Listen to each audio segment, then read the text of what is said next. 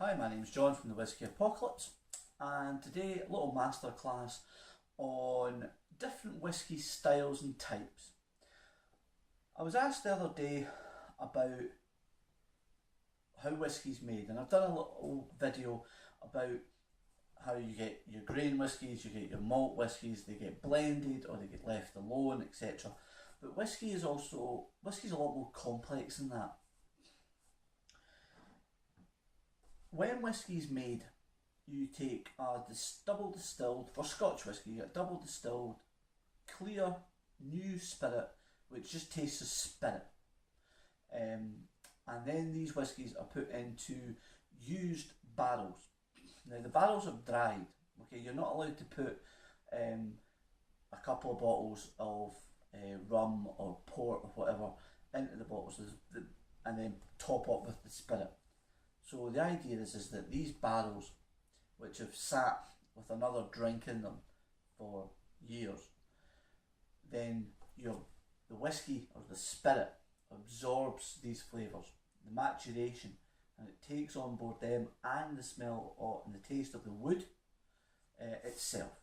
Now, you get the most common forms of whiskey are Scotch whisky, are used in bourbon casks. This is from bourbon casks. This was matured in bourbon casks as well.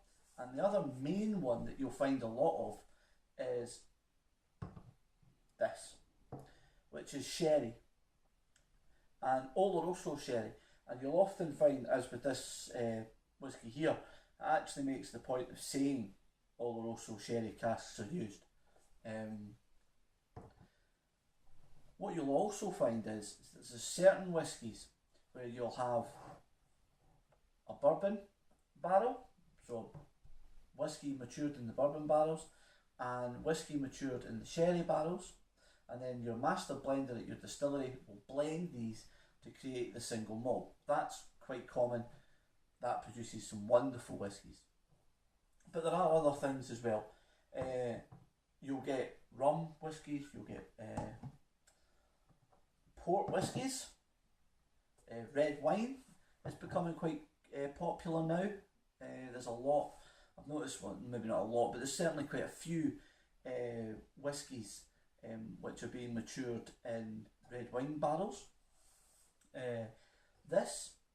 I've not seen any whiskey barrels, whiskies coming this yet, but this is a matter of time if it's in Scotland. Brandy, all sorts of different things can be used.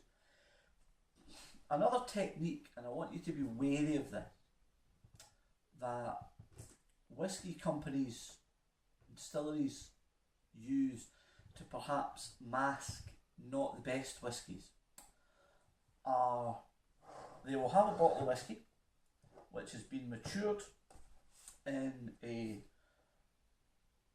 bourbon barrel, say, and after 10 years they open it and they drink it and they go, oh my god, that's revolting.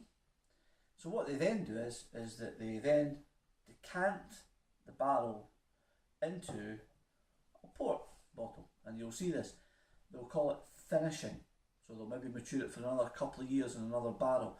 Now, some whiskies are designed to be double finished. Some of the Balvenie double woods are very, very good at that. They give the extra maturation in another type of whisky. However, some are definitely used to mask poor whisky by putting in another strong flavour.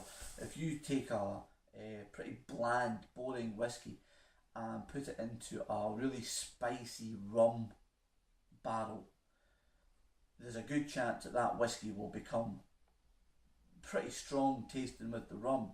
But again, you're losing, there won't be the same complexities there because it's just not been a very good 10 years maturation. And 10 years is a long time. And then to give it another 2 years or 6 months or a year or whatever, it really isn't enough to save the whisky. These are things you'll find out yourself over the years of drinking whisky, but it's definitely something to take into consideration and perhaps have a look at online Malt Maniacs, Whisky, have a look at these sites, not just, don't just look at mine for opinions. So anyway, my name's John from Whisky Apocalypse. This has just been a little short masterclass because I'm not very well, so I'm not drinking whisky at the moment. If you like, please subscribe and like, and I'll do some more. Thank you.